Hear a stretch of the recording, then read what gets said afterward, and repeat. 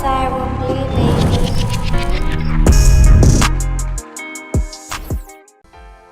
Yo guys, it's your boy the Purist. I'm here with Michael and Ramez and we are here to talk boxing. First things first, Purist Apparel coming very soon. Make sure you follow the Instagram. Links will be in the bio. Let's start off with Ryan Garcia. He fought against Emmanuel. Michael, say it correctly for me. Yeah, Emmanuel Tagoe, Game Boy. That's the guy, Ghana boy, Island boy, according to Mike. And he fought to a unanimous decision victory. I think he won pretty much every round. Judges gave him one round off.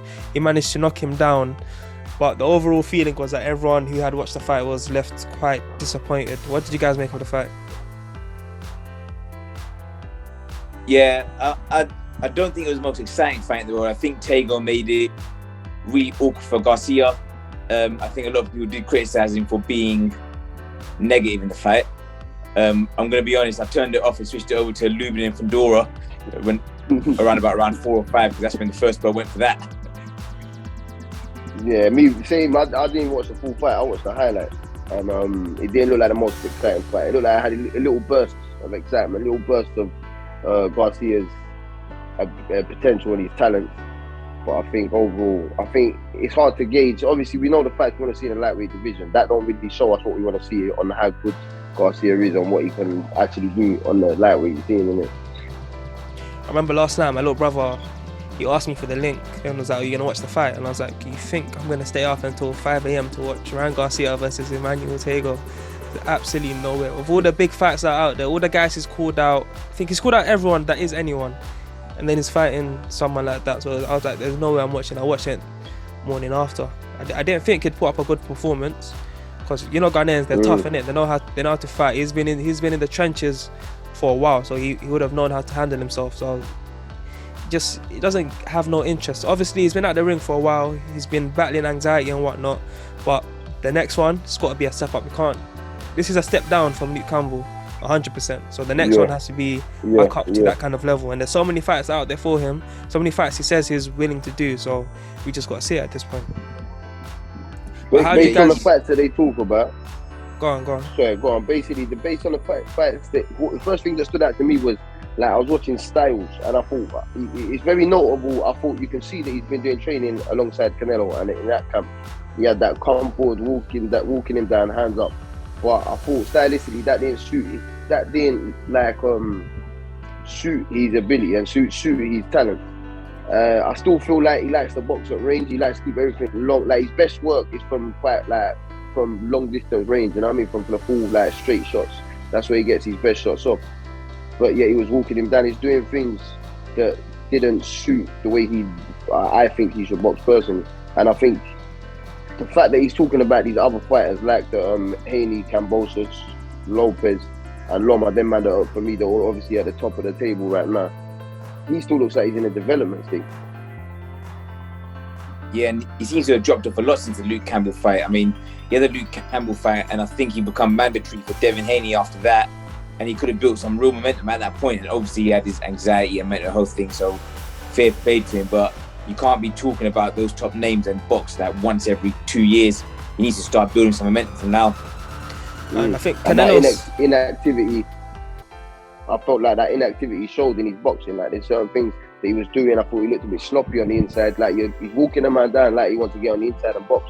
But then when he got there, he looked sloppy. It looked like it didn't suit him. It looked like he weren't working on certain things that he was trying in there. Canelo said that during camp he'd come in, shadow box for 10 minutes, not get any pads, and then just go home, innit? So clearly, maybe hard work isn't part of his repertoire, because you know he likes to hit that cobra bag. I remember there was one video, I think him doing it with his eyes closed, but he closes his eyes every time he punches anyway, so I don't know what the difference really was. And then he's not part of that camp anymore, is he? He's left. And them habits that he picks up with that sort of training, you see it in the ring, still pulling away with his chin up in the air, hands down. Like, yeah, it seems like at the moment, like I said about development stage, like obviously you look at the top fighters, and the Canelo obviously is easy to use him as an example because of where he is in the game, where he is in his career. You know, he's dedicated. And the little things he implements in the ring, you can see them drilled in outside of the ring.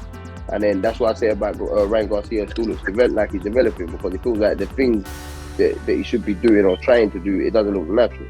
And the things that he does without really like habits, the habits he's got they're not what you want to see a boxer doing at the top, like at the top end of the fucking of the division. You know what I mean? Go on, Jordan. What did you make of the Ryan Garcia fight? To be honest with you, He didn't watch it. I don't have much to say on it. It's just a standard Ryan Garcia performance, to be honest. Nothing new learned. It's just the same old Ryan Garcia. What you didn't The only expect thing I out can from say him? is that he looks a lot bigger. Yeah, I thought that. The Eddie Reynoso smoothie, yeah? Sorry, say that again? The Eddie Reynoso smoothie, innit? Them Yeah, doses, yeah, them little That's the secret he took away when he left that camp. Mexican beef. Alright guys, make sure you like, comment and subscribe. Leave a review if you're watching on Spotify, all that good stuff. Link in the description for everyone's socials, the clothing line, everything you need, Purist based. Alright, next topic. Gennady Golovkin stopped Ryota Murata. Took me a second to think of the name. Fucking hell, it's tough. In the 9th round to unify IBF and WBA middleweight titles. Now, Murata, can you not hear me properly? Yeah. Cut it off. Yeah, I thought it was my Wi-Fi. I was about to change my Wi-Fi. Seemed a bit. No, apparently it was my one. Apparently it was my one. Oh, no, I can hear you now. Let's just start that one again, innit? Where could you hear me from? When you said where can you hear me from? So I heard Golovkin and then you started cutting out. Alright. Gennady Golovkin stops Ryota Murata in the 9th round to unify WBA and IBF titles. Now, Murata came out strong, he came out firing, he was giving Golovkin a lot of good work. Golovkin answered him back and they were going back and forth for quite a while. But then I think after like the 5th, 6th round, Murata started fading. And then he looked like it was just a one-way beating, going only one way. And in the 9th round, he just, it was all over. He dropped, his corner came in, it was all over. Now, the question I have for you guys, was that the Golovkin of old or was that an old Golovkin? Apparently no one wants to answer that question, so I'll go first.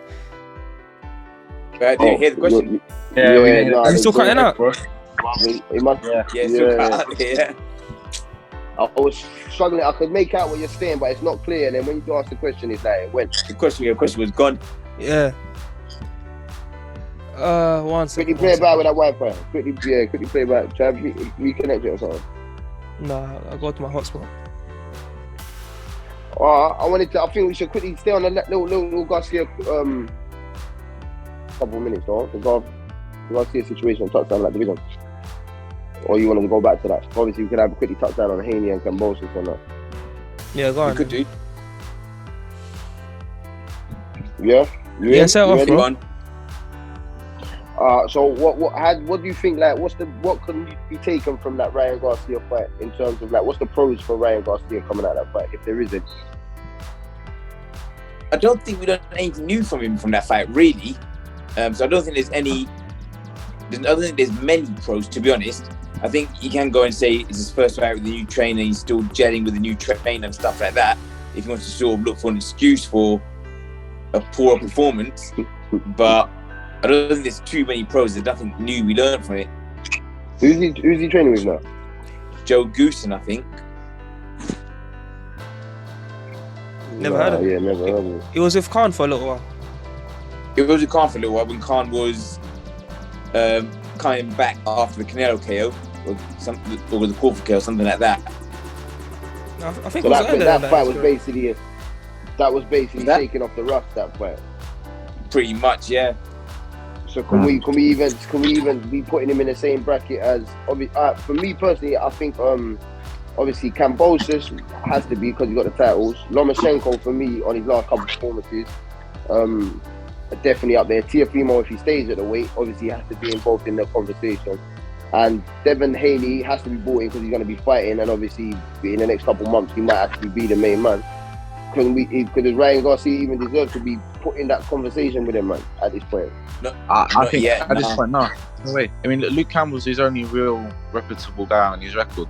I mean, even this straight after this was his comeback fight after having time out the ring for mental health issues and stuff.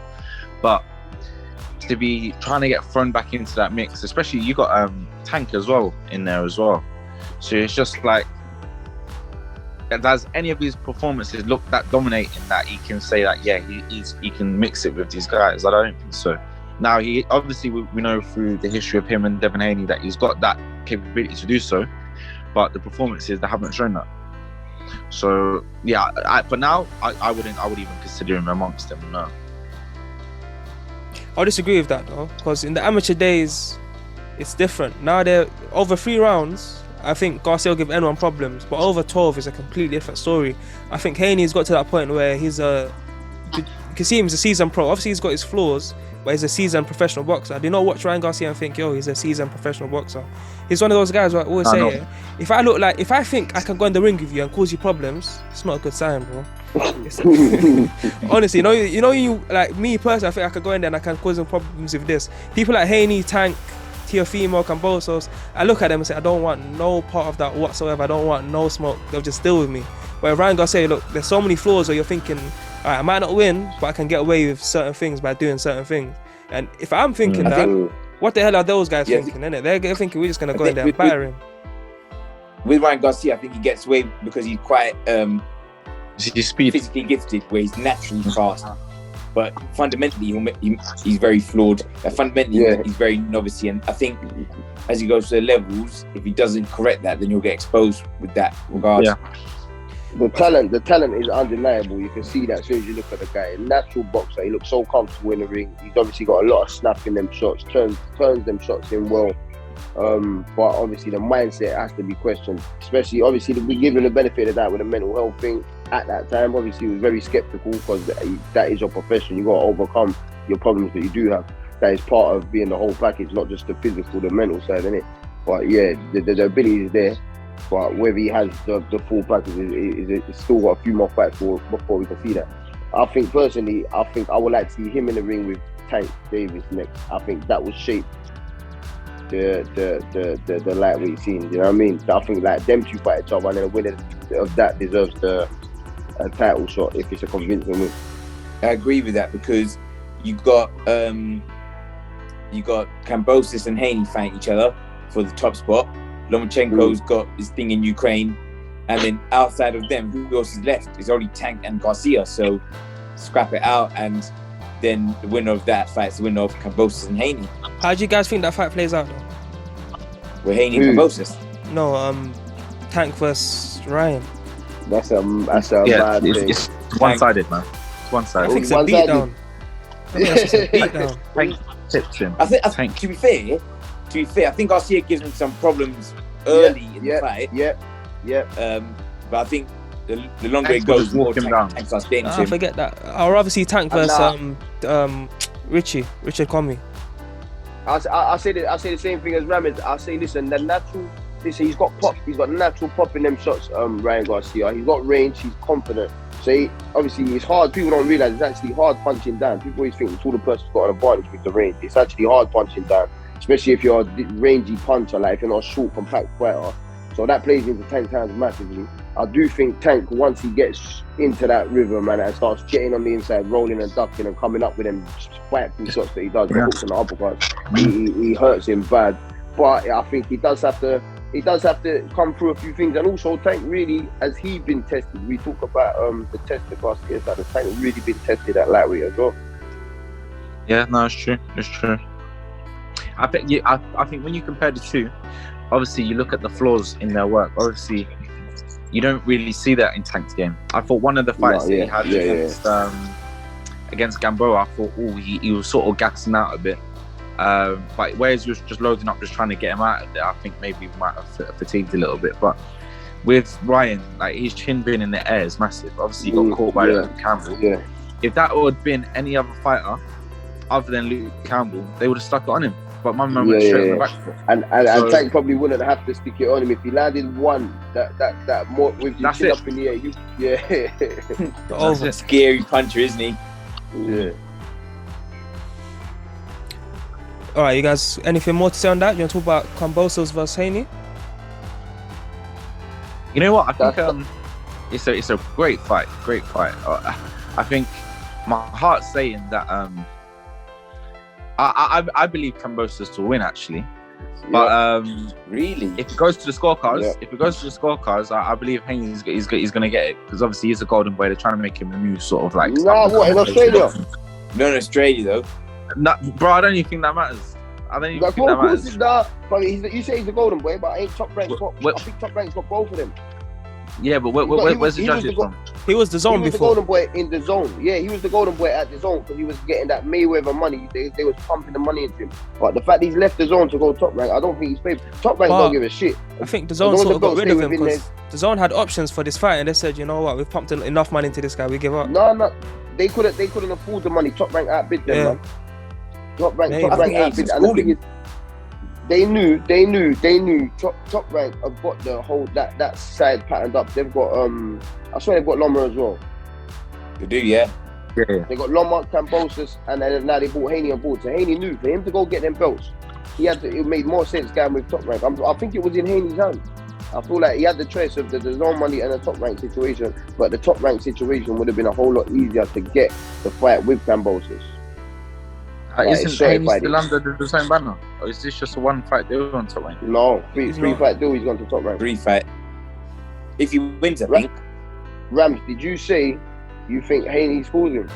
I think Haney schools him, yeah. That's a bold statement.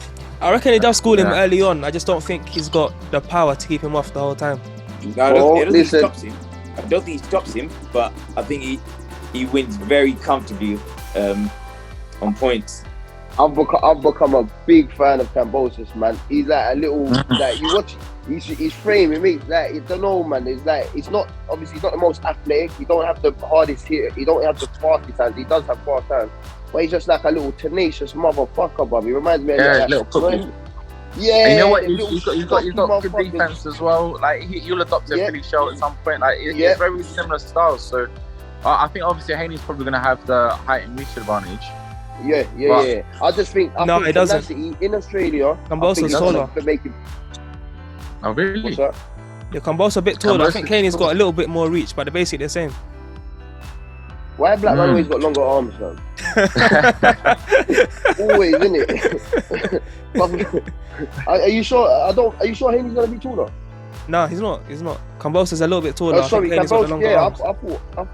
I thought Haney looks taller. I thought Haney would have been taller, but you know what's interesting? Obviously, Kambosos was in the Pacquiao camp for years. So obviously, he's used to sparring with top level guys. So I can't really see anything that Haney's not a high volume puncher, and he's accurate, sharp fighter. Slick. I don't know if his volume will be enough, but obviously we'll see that in this fight.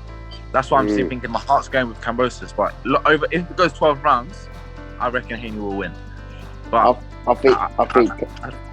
Yeah, done. Yeah, I think obviously it's easy to say early rounds Haney gets in a rhythm and his boxing, like his stylistic boxing comes through.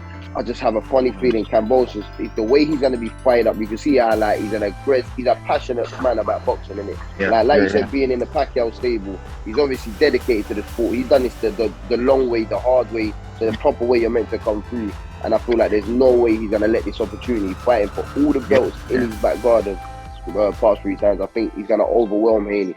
Haney will look good in spells. I think Kambosos is gonna do. I have a funny feeling. It's his first real test as well, isn't it? It's Devin's first real test, even for his title, and that was good. Yeah, toughest fight on paper. Yeah.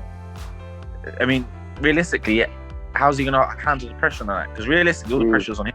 I don't think there's pressure on Kambosos. Kambosos obviously is a champion, it's his belts. But for Devin to be built up to be the next Floyd Mayweather, which is what people are comparing him to, that's a big thing to live up to. Yeah, especially all the belts. I think a lot of it is how he copes with going to Australia in a big stadium in Australia as well. So I think that could be a factor potentially. Yeah, one thing if he wins, if he does it, he's a superstar. Yeah. And we have to give him give him the props for taking this fight. He didn't have to take this fight. He went out his way to make the fight. Obviously, we know the belt's on the line, so you expect the man to take it. But we know we're all in boxing. We know there's guys we've seen fighters throw world title belts in the bin to avoid certain fighters.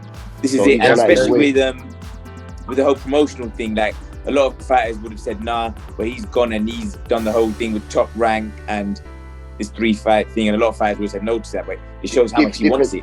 You hear fighters talking about different sides of the street, innit? I think today's day and age, you can't even, like, promotional deals and TV rights being problems for why fights can't happen. I don't think it's good enough. Like, back in the day, people can get away with it, but today's day and age, like, boxing fans, they want to see you fighting, innit? Otherwise, you start showing in the numbers, it starts reflecting. You start fighting someone no one really cares about, the numbers drop off massively. So people have to start taking the fights, man. Right, overall, I would just like to say, sorry, I still think Loma's number one at the weight, you know. Yeah. You know, I really rate Lomachenko. Really rate him. His last couple of performances, I just feel like at this point, obviously, hopefully, he don't have too much time out of the ring. I just think at this point, how long he's been at the top level for, I just think like if he caught them all right now, he beats a lot of them. But so I think Tank stylistically causes him the most problems. But I think yeah. So how do you reckon the rematch goes with Loma and Tio? Loma and Tio, I reckon Loma wins that. I think given how the end of the fight ended, the first fight ended with Loma coming on stronger, and obviously the shoulder injury stuff. I watched, obviously you always hear injuries after the fight, but I did watch a little like documentary on YouTube, and it showed the conversations in between rounds, and there was a point where he kind of said to the guy, "Fuck it, like I just gotta go for it now," innit? And then the fight changed. He did go for it, and I felt like given these two things, he's obviously meant to have recovered, and his two fights since then against, I believe, Nakatani and Comey. I think he looked, or where he said his shoulder was 100%. I think he looked different class, man. He looked like he's got more hunger because of the loss. And I think another thing of that is originally I thought Tio would beat him in a rematch, but seeing Tio on the Kambosos fight, you can see his head after winning all those belts, his head's gone. Like I think he's getting to a point where he's not the same. And these men are young. Loma, he's been a winner for how long? He's only been pro for how long? But he's been that winning mentality for how long? He's that seasoned winner, innit? Like he's a vet of the game. He's been through everything that all these fighters have still got to go through. Like you said, winning the belts for the first time, facing that like superstardom overnight, all of that bullshit. Like he's been through it and he's carried on winning. So I just think he's at the moment he has more to him, like the whole package. I could see, I think I'll put him at the top of the pile. Do you see, let's say, providing Haney wins this fight, do you reckon he stays out the weight or he moves up? To Haney. He better stay at lightweight as long as he can. But then if you're undisputed, then what you do after that? Yeah, but there's enough man in the division. Yeah, no, there's enough man in the division, but also there's a lot of lions that, like, he's undisputed. There's less opposition for him at super lightweight, no? Yeah. So would you rather him fight?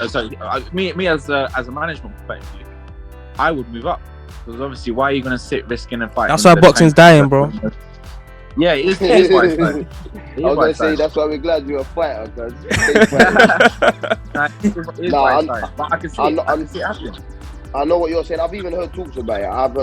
But I don't understand the points. I don't understand why people talk about moving up unless they are dying at the weight or they have cleaned up that division and dominated it, and basically there's no other challenge out there. And with Haney, there's a saying in boxing: you ain't a champion until you've defended the title. And we know he won a WBC through email, so you're not in real boxing people's eyes. You're not a certified champion. If you go out and win all 4 belts and vacate to move up without defending, I think you're gonna be dead. You're gonna lose credit. Yeah, well, so Kambosos, the rematch clause anyway. So in his head, if he beats him, he might look at it and say, "I've got to box Kambosos again. I might just move up." Because if he beats him and it's not very exciting, why would he want to do it again? And Top Rank are ruthless. I'm pretty sure he had a 3-fight deal. Now they have Kambosos. If it's 2 fights with Kambosos, they've got Loma on the thing. They've got Richard Comey, so I can't see them there's fights out there at that weight. I can't see them wanting him to move up because they want the most money on the table. Unless in a mad circumstance, maybe Josh Taylor stays at 140. Unless Josh Taylor stays at 140 with all the belts, that's the only reason I think. Well, he's already backtracked and said that he's gonna consider fighting at 140 again. So you never know. Yeah. But yeah, I think personally, he needs to stay at 155. There's too many men out there. There's been too much talk with Garcia, with this one, with Lopez, with that man. You might gotta see each other, innit? Yeah, guys, make sure you like, comment, and subscribe. If you're watching on Spotify or Apple Music or any of the streaming services, make sure you leave a review. It helps with the visibility of the page. And leave a comment below what other content you'd like to see. All right, Gennady Golovkin, he unified the WBA and IBF middleweight titles with a knockout victory over Ryota Murata out in Japan.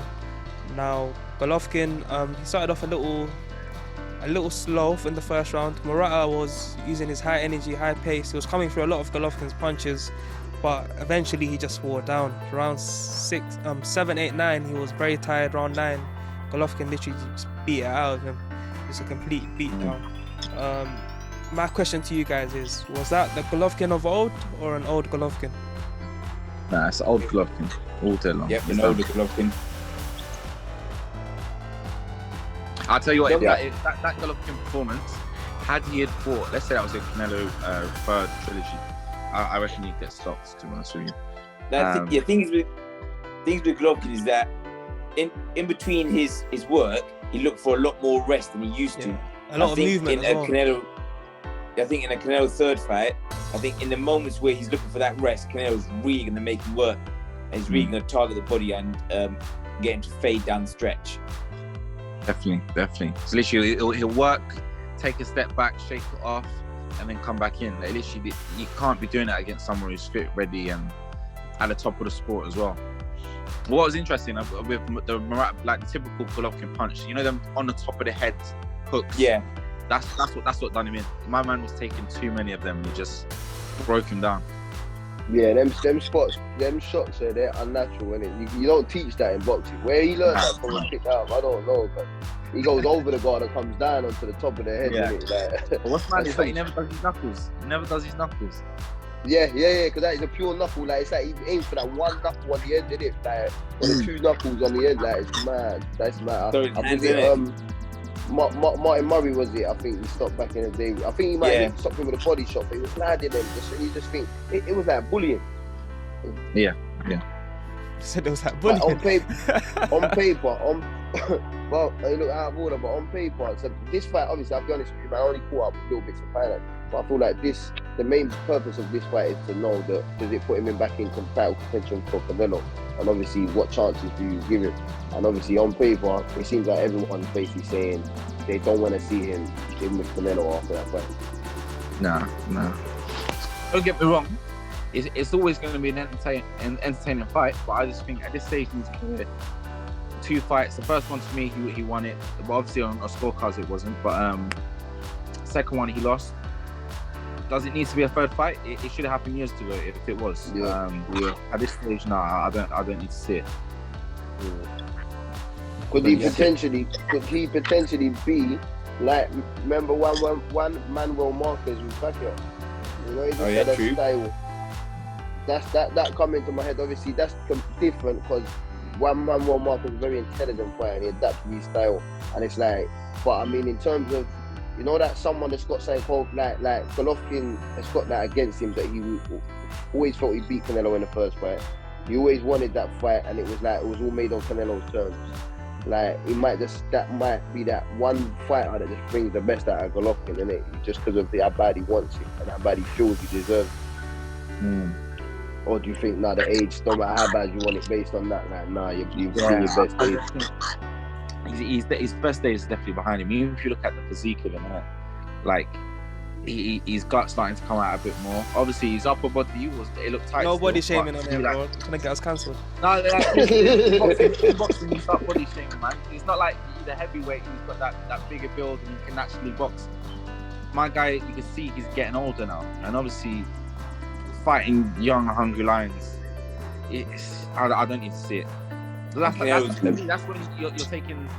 You're gonna start ruining your legacy. Yeah. And your health, Big man and your now, leg, Canelo. Canelo's obviously grown into, he's boxed at light heavyweight. That fight was a middleweight originally, isn't it? Not super middleweight. Middleweight. So, what was this Golovkin fight? Super middle? No, Golovkin was a middle yesterday, so he don't actually box a super middle yet. Okay, and he'll have to do super middle for Canelo. Yeah. Canelo ain't got that. Nah. Yeah, that's yeah. Give me saying that, then I won't want to see it, because Golovkin's obviously what he's done in the sport. He's been a great fighter. To see him go out, how we believe, based on what you're saying, based on the last performance of Canelo's, how he's been boxing, it will be nice to see him really go out like that. But so no one gives Golovkin any chance in this fight? I give him a chance. Nah. Of course. But You know what? realistically, I'm a Golovkin fan, but if Canelo wasn't defensively responsible, innit, I'd be like, yeah, of course, a 50-50 banger. Yeah. But yeah. where is he? He's a defensive fighter. Obviously, he's a front fighter, but he's defensively minded. It's always there, like this long. And Canelo at them times was debatably in the top 3 pound for pound, maybe even top 5 pound for pound. At this stage, I don't think it's even really debatable. Like, Canelo is that guy. He's got better in every single fight he's been in. He's shown more to his style. He looks like he can box in so many different ways, and it was a good, solid fight against Canelo in the second against Golovkin in the second fight a few years back. Since then, the fights that Canelo's had, man, he's a different beast now, isn't it? Alright, but I'm not gonna lie. After watching that fight, I was thinking, Golovkin's his chin is mad, because I've seen him get hit with one uppercut where I'm thinking, oh, is he hurt? And he just walked off casual, like he didn't blink, he didn't move. But it's like he knows how to handle himself. The jabs that he was popping, you can still tell that those jabs really hurt. But the only thing I would say is those body shots. He got hurt by quite a few body shots, and if Canelo can hurt you to the body, it's gonna be a long night. So in that sense, I do see a way Canelo will get to him, but I do think it will be a very competitive fight still. No, it will always be competitive, I think. But I don't think Canelo's gonna absolutely like poleaxe him, but I think it's gonna be a long, long beat down the stretch. Yeah, and like, it's one of them where you see a fighter like literally age in the ring, innit? Like, because of Golovkin's style, he's not. You're saying he knows how to handle himself, but he's a fighter. So if it's not going his way, you ain't gonna see him start like doing little things to see at the end of the fight. He's gonna go in there, go out on his shield, and fucking Canelo, man. If you're going out on your shield against Canelo, it's gonna end bad, isn't it? No, I definitely heard that. But at the same time, it's like, yo, his activity as well, because Canelo's not very active. It's like he's a pot shot. He does a lot of pot shots. Don't get me wrong, he can put them together, but it's not just walking down throwing bombs like Murata was. And Murata kept it at a very high pace, and Golovkin was still the one who didn't fade, even being 400 years old. So it made me realize that like he might not be able to beat Canelo, but it's not as one-sided as I once thought it was. Like with Canelo, even though he's not an active fighter where he throws up, he's always making you work. Like he's always in your face. He's always showing you them feints in front of you. He's always making you do something, and it's mentally training more than anything. Yeah. And the fights that they've had since that the second fight they had, obviously he's boxed a lot quicker fighters. We see Billy Joe Saunders as one. Like Canelo, the speed was effortless. So I know Golovkin's jab is very effective. It's not the fastest but it's just strong, heavy, and consistent, and very well timed. He timed it well, but just I think the reflexes of Canelo have got better. The smartness of the ring IQ of Canelo has got so much better. I just don't think Golovkin has it. Yeah, the patience. Even like you said, even when he's patient, he's making you work, but he's putting you a little bit uncomfortable. And he's bigger. And he's a lot fucking bigger, innit? Alright, let's not get cancelled. Let's leave that alone. No lawsuits today. Alright, but what do you think? Do you think Canelo's gonna make it through Bivol to get to Golovkin? Yeah. It's a hard fight. It's a hard fight. Obviously, Bivol's a naturally bigger guy. He throws a lot of straight punches. I don't think I remember a fight where Bivol was like a proper body punch or breaking people down like that. Even when he throws the body shots, it's still like rangy body shots. They're not like tucking up and compact short body shots. I think he got that very Eastern European style, and the guard, he's got like he's got an open guard. Yeah, it's a bit like a Kovalev sort of one of them sort of ones. Yeah, I think I think these two styles. I've been watching more, like just watching bits of Bivol. I didn't watch Bivol. I've never really watched him live. I watched these fights like I stayed up and fought a fight like as it was going on. But I've just tried to catch up with him recently. Now, stylistically, I think these two styles merge lovely because one style has to come out on top in it. Bivol's gonna try and keep him at the end of them straight shots, at the end of his 1-2, and then behind his jab. From what I believe from what I've seen, and I think Canelo, obviously, we know they're going to try and get inside and land some vicious body shots on the overhands to the head and the body, and with the hook, sorry. And I think it's whoever style comes out on top. I think, from what I've seen from Bivol, I think it all comes down to how much pop he's got on them straight shots to earn Canelo's respect and tell him, like, listen, behave yourself, calm yourself down, innit? That's the key thing, isn't it? Yeah, I got Canelo beating him as well. I don't think he's gonna be able to adapt. I've never really seen Bivol adapt too much. The only thing I see him adapt with is whether he moves forward or back, but he does the same thing, moving forward and back at the same time anyway. You know, like angles and like shift, like it's just very the same. It's very. You know, I'd rather see if Canelo wins. I would rather see Canelo fight the winner of Beterbiev and Smith if he wins, and that way try and be undisputed at 2 weights. Yeah. Would that be has Bivol got a belt? Yeah. And as the other, so where's the Batabiev's got two. Batabiev's got two. Smith's got one. Bivol's got one. And Beterbiev and Smith are fighting for all the belts. They're putting all three of them. They're putting 3 of them on the line. Yeah. Okay. They'll have the other one. Yeah, that makes all the sense in the world. He fucking up. So right now he's undisputed super middle, isn't it? Yeah. Wow. So imagine about being undisputed in 2 weights. No one's done it. I don't think. Well, no male boxer's done it in 2 weights. That's 8. That's what's the 8 belts around your waist, cuz. Wow, you know. It's supposed to be illegal though. He meant to strip them if they have belts in multiple weight classes. Yeah, boxing politics, and it's sad, but I believe how much money is pumped into Canelo, that, you know, of course not. Governing bodies like to make exceptions, innit? So what are you man saying on that fight? Yeah, I got Canelo all day long. I just have to be the moderator. Yeah, I got Canelo as well. I think I much prefer Canelo Beterbiev. I think that's a lot more interesting fight than the Bivol fight, isn't it?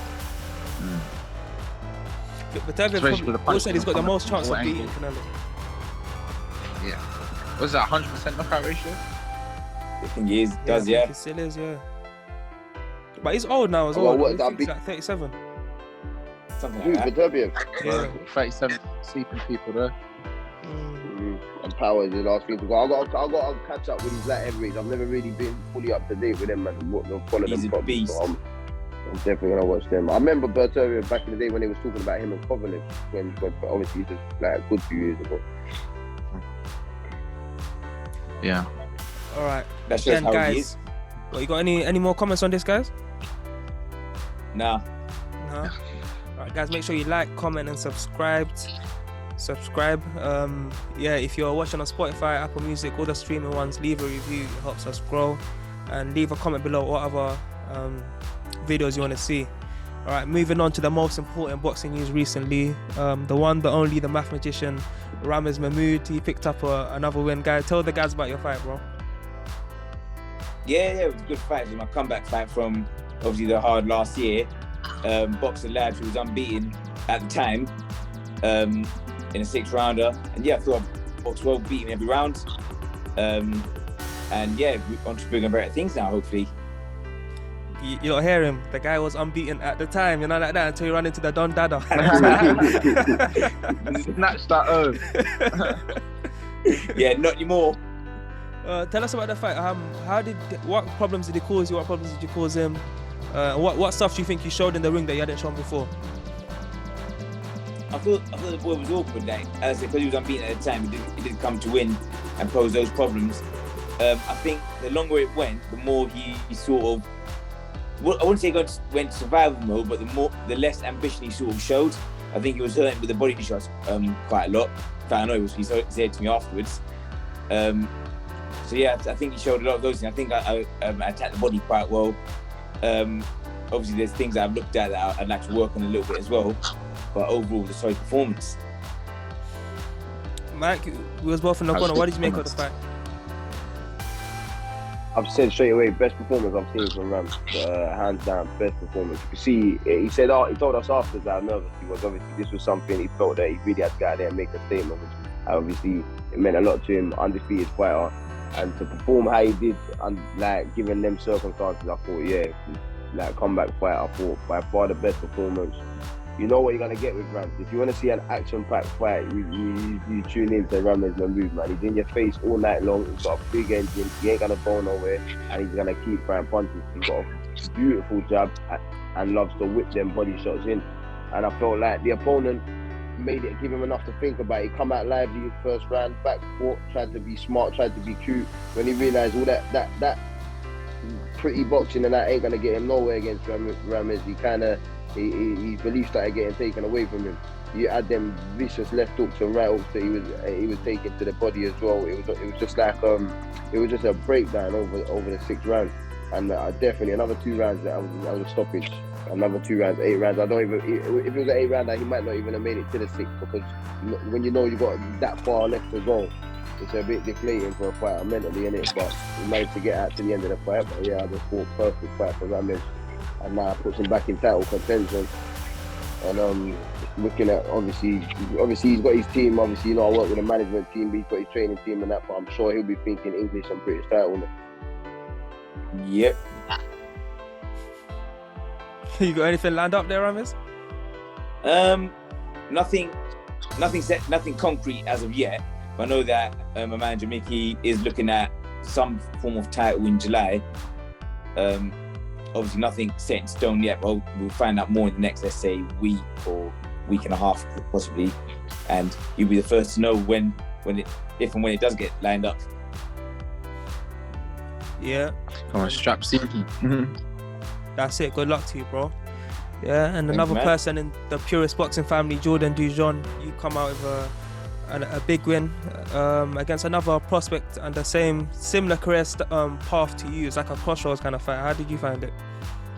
Yeah, no, it was a good fight, man. It was a good fight. I got I think caught in the third round, so I couldn't see for literally half the round. Come out of that, kept working away, banging the body. The guy was tiring up a lot. If he didn't do that, I would reckon I would have stopped him. But yeah, no, on to bigger and better things. Next one hopefully is going to be a title fight. That will be in about June time, potentially May, but more likely June. What do you think you showed in that fight that you hadn't shown in a fight before?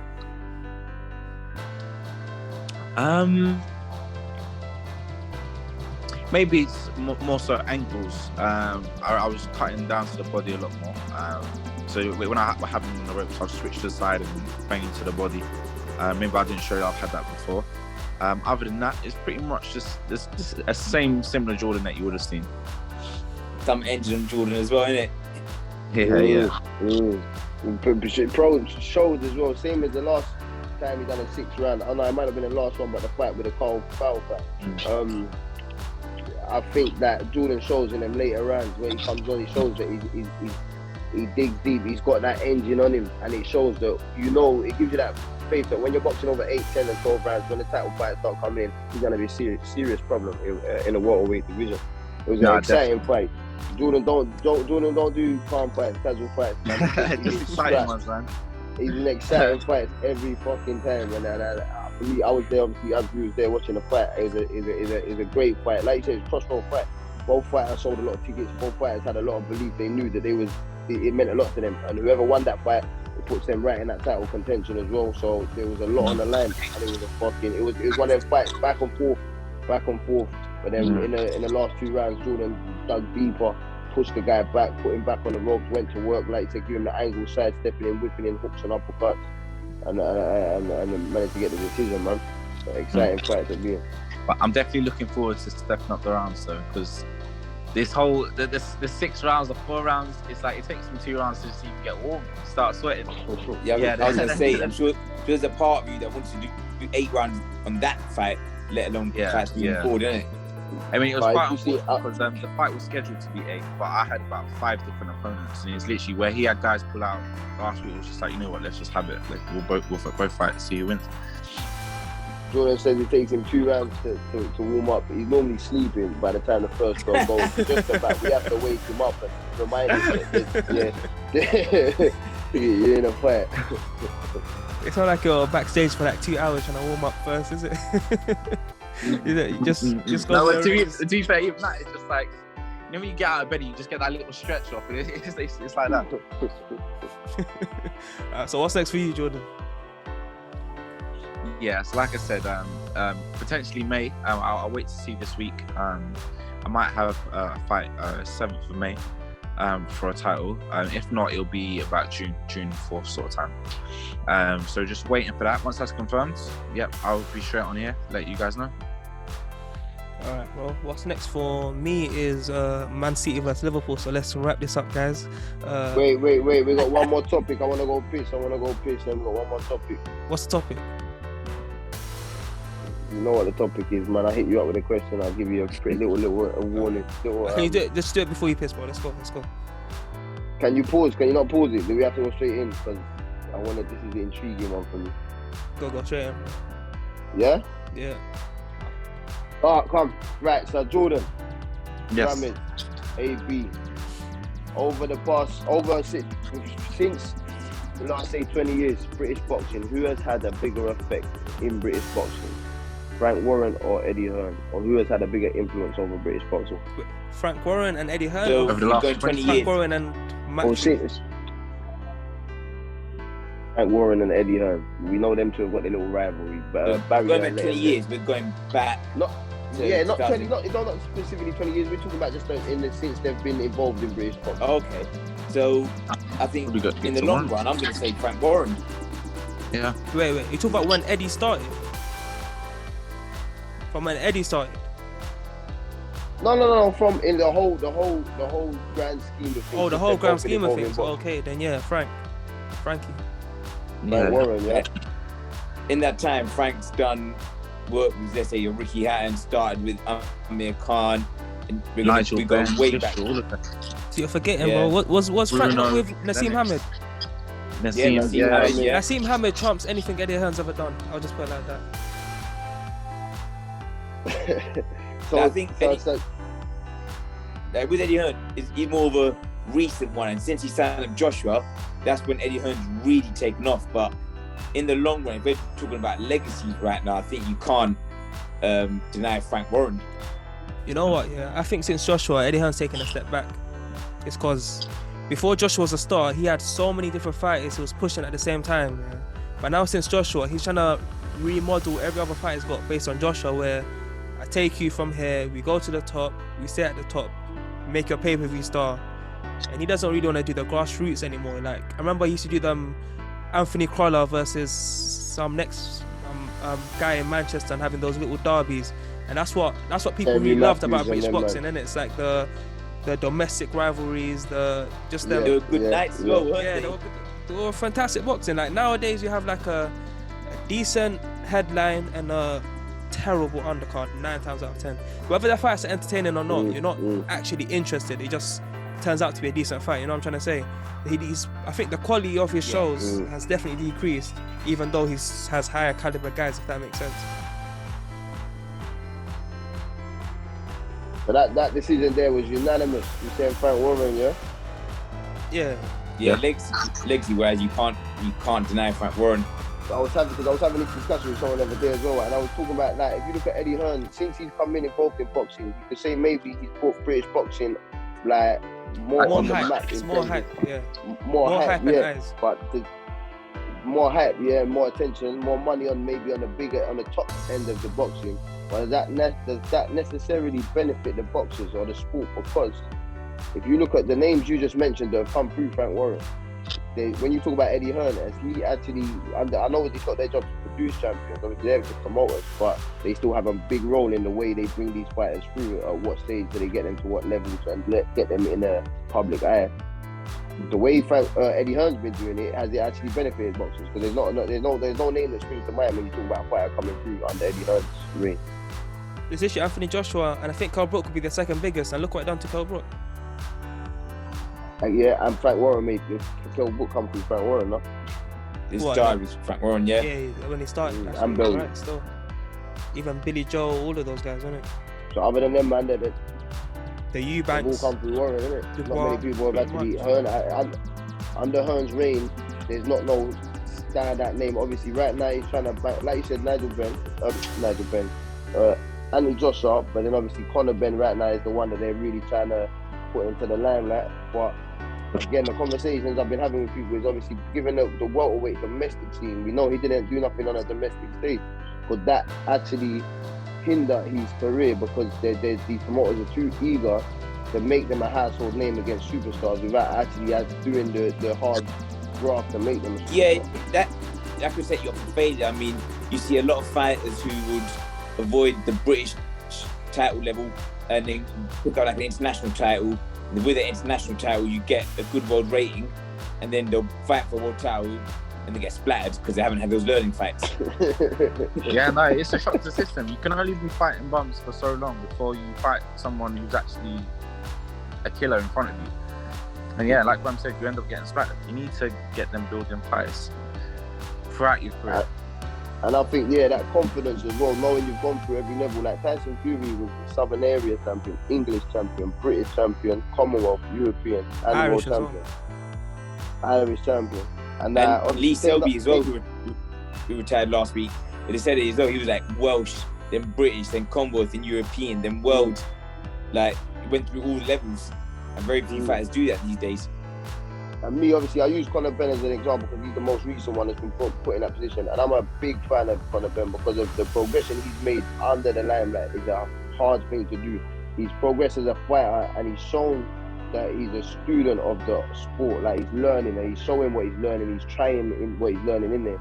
But it still plays a big role in that mental side of things, that you start maybe believing your own hype and maybe believing you're at a level that you're not quite there yet. But then when you face a fight that might bring you back down a peg or two, you may not be able to come back from it, because to take your first L is always going to be a lot harder on the big stage in front of everybody with all the belts in a big stadium fight than it is on a small show or for a domestic title or a domestic dust-up, innit? Exactly. So what are we saying then? Eddie Hearn needs to step it up. You're saying he's slacking, innit? I think over time, I think you can't you can't look down Frank's body work. I think over time, Eddie Hearn can get himself there. I think just he's not been around long enough to I don't know, bro. outdo what Frank Warren's done over the years. We can mention a lot of guys that Frank Warren's done it over the years and recently, but other than Anthony Joshua, who has Eddie Hearn really got from the bottom to the top? And honestly, no bullshit, I could promote Anthony Joshua to where he is, innit? Yeah. Me and Sky Sports, I can do that job. That's the point I'm trying to make. Is this Eddie Hearn's obviously, Frank Warren's good for the sport of boxing. Me, obviously, we're all involved in boxing. Abs, you got your fucking your first professional corner. Shout out AB for that. We didn't bring that up. That was the first one you've been in. You know what I mean? For 2-3 years, 4 years. Coming on 4 years working with a team behind the sport, and all been working together. But the small, the lower side of boxing, you know what I mean? What he's doing, is it benefiting boxing overall? It's alright for the fighters that he's got under his banner and it's getting money in fighters' pockets, but is it actually benefiting the sport of boxing and producing fighters and bringing fighters on the way they need to be brought on to become the best that they can be? Personally, for me, it's a hindrance, isn't it? No, 100%. I think the main way to put it is there was a while, you know, when we had like one of the most world champions in the world, like it was like America, Russia and Britain. Obviously it's not that anymore, but there's a time, even during that period, there was only one world title fight on Sky Sports for a whole year. All the rest on pay-per-view. Oh, really? Yeah. So then that's when so stuff like that where it's like you just, you know, it's not the same, innit? And again, all those not small hall shows, but the little arenas, the little domestic dust-ups, all them stuff, that's what made you where you are right now. And when you go away from it, and that's when you see the drop-off starts to happen. I think the best way to bring that back and start turning that back is getting the domestic dust-ups back up again, man. like I said, for the English. This is the thing at the minute. Elite fighters at the English, get them in the ring together. Jordan yourself, welterweight. It's an exciting division. Ramez, super bantamman. I know you'll take scraps at featherweight as well. There's guys out there that you can make exciting fights, and it's gonna bring a fighter on better. It's gonna make a fighter better for when he gets to European and world level, and it also gets more attention to the. It gives the prestige back to them titles and them fights. And if you look at it, look at Yard versus Arthur. Imagine Yard had done that fight before he went and fought Kovalev. Not only for his progression, but the way his name would have been so much bigger. Look at what was it? Isaac Chamberlain versus Lawrence Okoli. That's how Okoli became a bigger name, innit? Don't get me wrong, he stunk it up and whatnot, but he's been stinking up since. You know what I mean? So it's like those fights, they help everyone's progress, they help their career. No, it's great. That's what boxing is about, man. We want to see these players come through the domestic stages and prove their worth and be in proper scraps. Shout out Lawrence Okoli though, he's a world champion, man. He's a good guy, but some of them fights are boring. But to be fair to Okoli, he does some terrible fights, but he's taken every single tough fight that's been on offer to him. Like he's out of all the Olympians of his year, he's been matched the hardest and the best probably. Yeah, not docked anyone. And recently he's been a lot less boring. Like, don't get me wrong, I'm not saying he's Canelo or nothing, but he's not holding as much and he's getting guys out of there. I think there'll be an element of that holding to his style just because of the way he is and the way he's built, but he's getting better at not getting smothered as much. Would he fight React for? Yeah. Would he fight React for? Different. Would he or will he? Would he? Because I'm sure there were two cruiserweights. I can't remember if it was them two, but I know there was two cruiserweights. There was like pals. It might have been Isaac Chamberlain and someone else. I can't remember who it was. They might be, but I can't see that fight happening. Obviously, Okoli's on world stage at the minute. If he can't get them unification fights, he's moving up to heavyweight.